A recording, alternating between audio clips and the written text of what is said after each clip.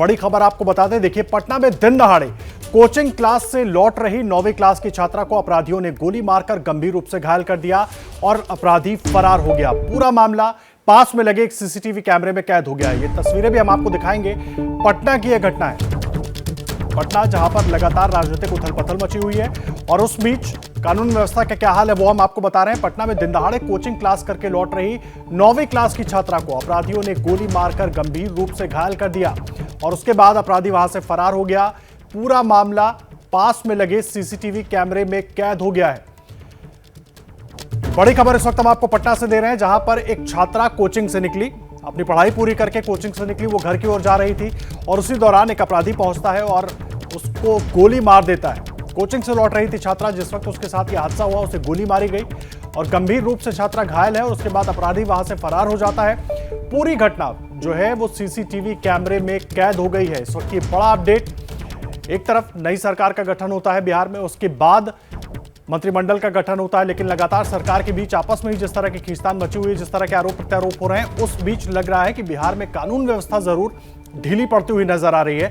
पटना में यह घटना हुई है जहां पर एक छात्रा को अपराधी ने गोली मार दी। कोचिंग से वो छात्रा लौट रही थी, उस छात्रा को गोली मारी गई और उसके बाद अपराधी वहां से फरार हो गया और पूरी घटना सीसीटीवी में कैद हो गई है। ये बड़ी जानकारी इस वक्त हम आपको दे रहे हैं पटना से।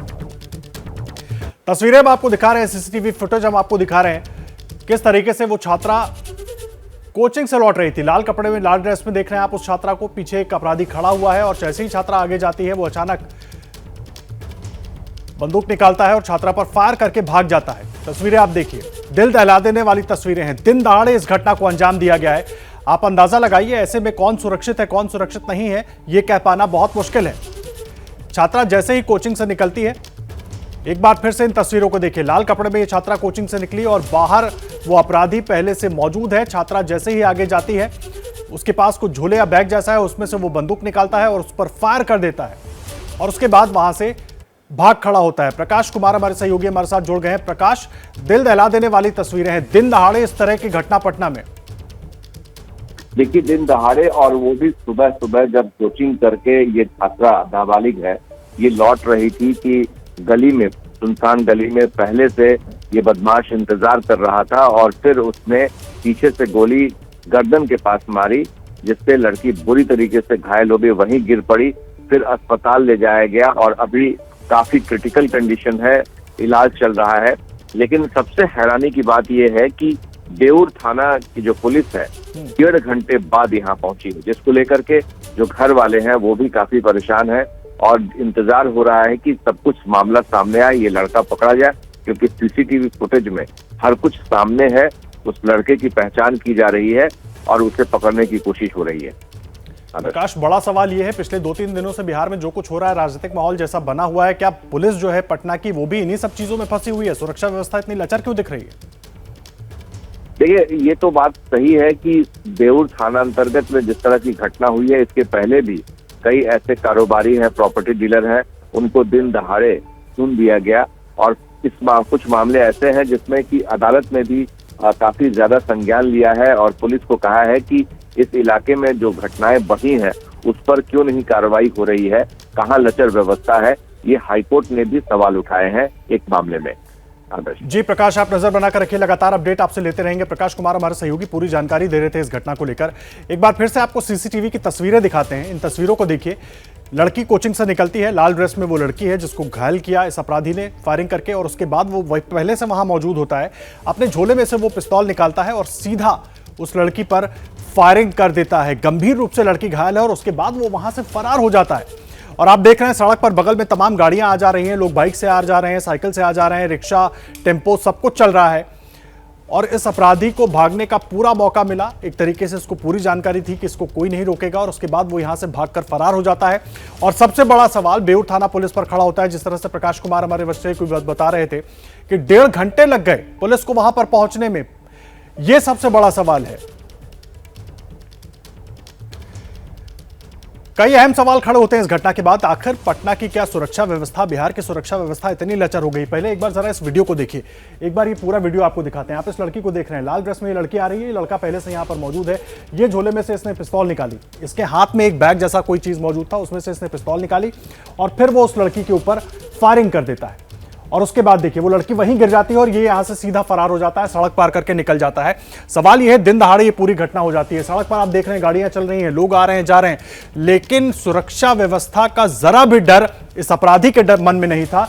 ये इस जगह पर पहले से खड़ा होता है, इंतजार कर रहा होता है। लड़की जैसे ही यहां से निकल कर आती है, कोचिंग से निकलती है, पढ़ाई करके निकलती है, देखिए यहां पर जैसे ही वो आती है वो उसके पीछे लग जाता है, झोले में से पिस्तौल निकालता है, लड़की पर फायरिंग कर देता है और उसके बाद फरार हो जाता है। और इन सब के बाद बेउर थाना पुलिस को घटनास्थल पर पहुंचने में लग जाते हैं करीब 1.5 घंटे। यह बहुत चौंकाने वाली बात है कि आखिर प्रदेश की सुरक्षा, बिहार की सुरक्षा, पटना पुलिस जो है वो पटना की सुरक्षा में कितनी मुस्तैद है, क्योंकि 1.5 घंटे लग जाते हैं बेउर थाना पुलिस को यहां पर पहुंचने में, जिससे परिवार वाले भी हलकान हो गए कि आखिर वो न्याय की गुहार लगाएं तो किससे लगाएं। और अगर 1.5 घंटे पुलिस को मौके पर पहुंचने में लग गए तो ये अपराधी तो इतनी देर में पता नहीं कहां से कहां पहुंच गया होगा। ये तमाम सवाल खड़े होते हैं पटना पुलिस के रवैये के ऊपर भी। इसलिए वीडियो के जरिए हम आपको दिखा रहे हैं कि आखिर कैसे इस पूरी घटना को इस अपराधी ने अंजाम दिया। लेकिन इन सब के बीच पटना पुलिस का जो रवैया है उस पर भी सवाल खड़े होते हैं। क्या बिहार में अपराधी बेलगाम हो गए हैं? वर्तमान जो हालात बिहार में बने हैं, क्या अपराधी बेलगाम हो गए हैं? पुलिस को आखिर पहुंचने में 1.5 घंटे क्यों लगे? बेउर थाना पुलिस को घटनास्थल पर पहुंचने में 1.5 घंटे का वक्त क्यों लग गया? क्या बिहार में कानून व्यवस्था ध्वस्त हो गई है? यह बड़ा और अहम सवाल है कि आखिर इन अपराधियों के मन में जरा भी डर क्यों नहीं है? खुलेआम दिन दहाड़े चलती सड़क के बिल्कुल बगल में इस तरह से एक लड़की जो कोचिंग से निकलती है सुबह के वक्त, उसको गोली मारकर अपराधी आराम से भागता हुआ सड़क पार करके निकल जाता है और कोई इसको रोकता तक नहीं है। और अब सबसे बड़ा सवाल यह, क्योंकि पुलिस ने ही 1.5 घंटे आने में लगा दिए मौके पर, तो इस अपराधी को पकड़ने में कितना वक्त लगेगा? पहले तो इसकी पहचान होगी, उसके बाद इसको पकड़ने की पूरी प्रक्रिया की जाएगी। लेकिन इन 1.5 घंटों में इस अपराधी को बहुत वक्त मिल गया कहीं छिपने के लिए या भागने के लिए। यह सबसे बड़ा सवाल है। आखिर इन 1.5 घंटों तक पटना पुलिस कर क्या रही थी? क्यों नहीं पटना पुलिस मौके पर पहुंची? बेउर थाना पुलिस जो है उसको इतना वक्त क्यों लग गया? यह बड़ी बात है। एक छात्रा को दिन दहाड़े गोली मार दी जाती है, लेकिन बेउर थाना पुलिस को करीब 1.5 घंटे लग जाते हैं। क्या मजबूरी है मेरी, बताइए। मैं अभी आपको बताती हूँ कि मैंने ओए होए होए होए, नमकीन के चटकारे लेते हुए टकटकी मार के डिबेट शो को पॉज रिपीट कर करके देख रहे हैं जोगिंदर जी। इनकी तरह आप भी देखें अपनी फेवरेट डिबेट्स को रिपीट कर और डाउनलोड कीजिए एबीपी लाइव ऐप अपने स्मार्ट टीवी पर।